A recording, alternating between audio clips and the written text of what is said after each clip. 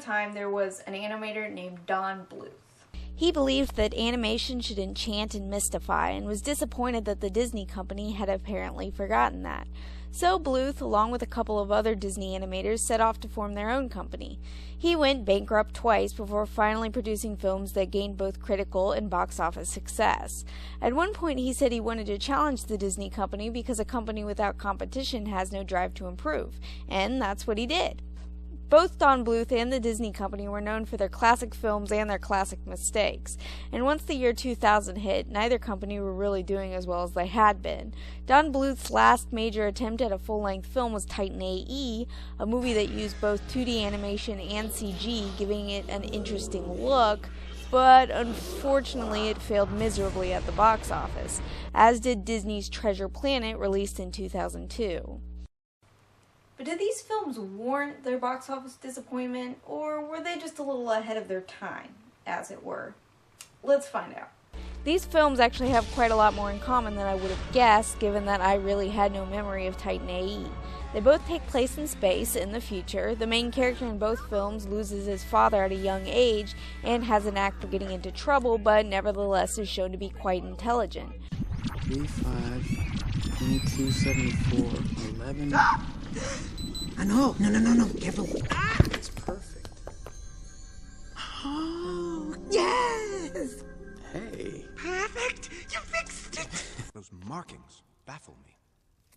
Unlike anything I've ever encountered. Even with my vast experience and superior intellect, it would take me years to unlock its... Hey! Both films are about following a map, and in both movies the main character is introduced to an older male role model who winds up betraying him and then coming around in the end. The main character in Treasure Planet is Jim Hawkins. After his dad abandons him and his mom, Jim starts getting into trouble. When a mysterious alien, Billy Bones, crashes outside Jim and his mother's inn, he gives Jim a sphere and tells him to watch out for the cyborg before dying.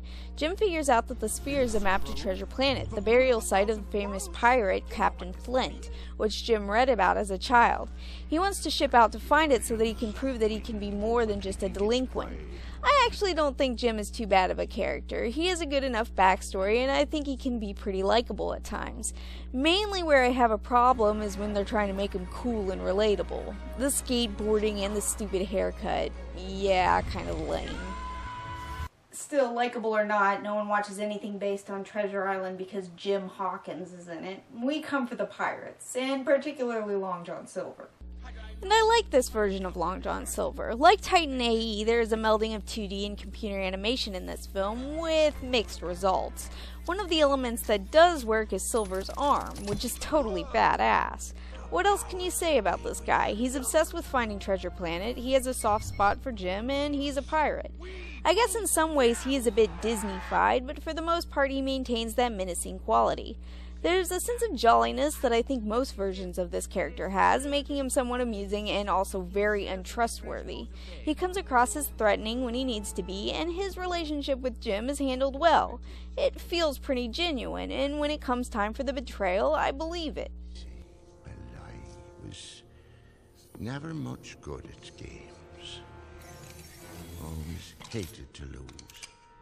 I also believe in his motivation. He comes across as very driven and obsessed with finding this treasure. For the most part, I think Disney did a good job with him. On to some of the side characters. Firstly, there's Dr. Doppler. You know, I can't really think of anything off the top of my head that I dislike with David Hyde Pierce in it. I often forget about him, but I generally like his characters, and here is no exception. Doppler is a somewhat nerdy scientist, a bit of a dope. Actually, I think he gets some of the best lines in the movie. Well, Jim, this should be a wonderful opportunity for the two of us to get to know one another. You know what they say, familiarity breeds, well, contempt. But...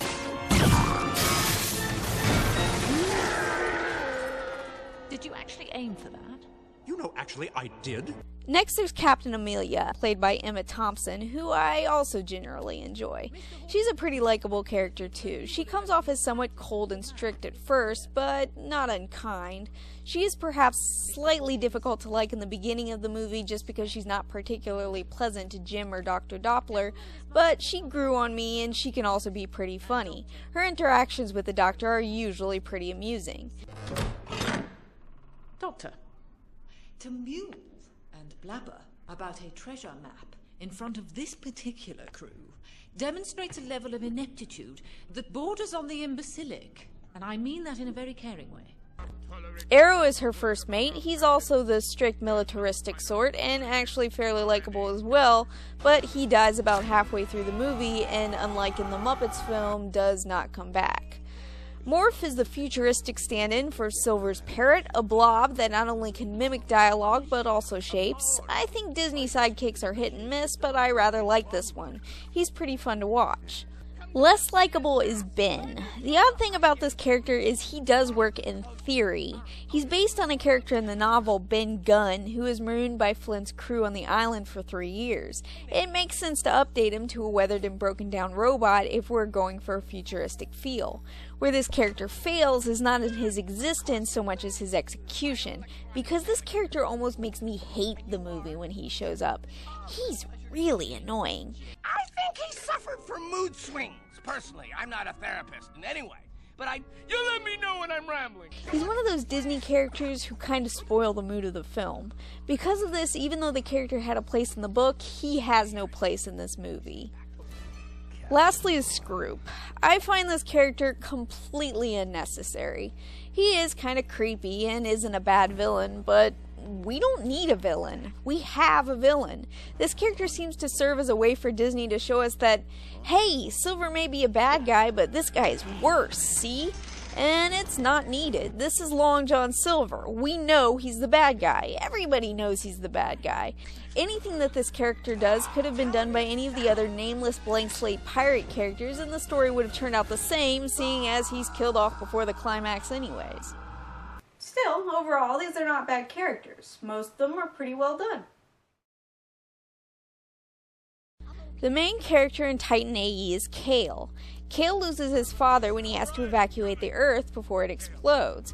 Before his death, his father gives him a ring with a map that reacts to his DNA. Because of this map, he's tracked down by a man who knew his father and is pulled into an adventure to find the Titan, a ship that supposedly can help mankind find a home again. Kale is a very common archetype. He's the unmotivated, jaded hero. He doesn't care about the human race and is only concerned about what he can get out of the adventure. And you know by the end of the film he's going to change. As I've said before, archetypes don't have to be a bad thing, but in this case I think this type of character has been done better in other movies, because his development and relationships with the other characters are not really handled all that well. Say what you want about Jim, I like that you can see some of that childhood enthusiasm when he goes to look for Treasure Planet, and that he does appear to be a character who's troubled not because that's how he's written, but because of something that did happen to him. With Kale, I don't buy it as much. I'm not saying he shouldn't be a jaded character and that he shouldn't be affected by his dad's death. I'm just not sure it's handled as well as it could have been. To me, it feels more like a role he's playing rather than something ingrained in his actual personality. Next there's Akima, and what I have to say about her pretty much goes for all of the other side characters as well. She seems like she would have been really interesting if she weren't so dull. I realize that's almost a paradox, but that's the best way I can describe these characters. Akima grew up in a drifter colony. She seems tough. She obviously has some passion towards finding the ship, but she's not that interesting. Same goes for Goon, Stith, and Pre. They look like they should have a lot of character and should be really enjoyable to watch, but whether it's due to a lack of screen time or something else, they're all sort of eh. Stith is a weapons specialist with a bad attitude. She seems cool, but we don't spend much time with her. Goon is the navigator. I guess he's supposed to be really odd. I don't know. I feel like these characters were created for a longer movie. We don't really get to know them. Their introductory scenes seem to almost shove their personality down our throats, and then after that, they aren't quite that colorful again and aren't given much to do. And then Pre counts as one of our villains, but considering he's sharing that role with the other villains in this movie, this is really just brushed over too. Which is a shame, because he looks like he had the potential to be a real bastard. Stith here. Stith, is Goon right there with you? Yeah. Then please tell him goodbye for me, won't you? What?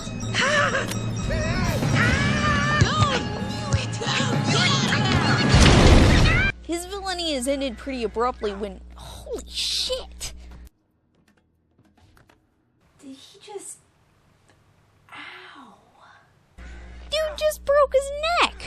Is anyone bothered by that? Were there kids watching this movie? Man, that's gruesome. Sorry, going on to the other villains. I'm going to start with Captain Joseph Corso.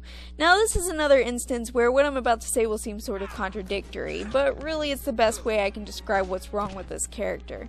When I first saw him, he didn't have to do or say anything. My first thought was, he's the bad guy. He's going to betray the hero, and sure enough, about halfway through the film, that's exactly what happens. But here's the thing, when it does happen, I don't buy it.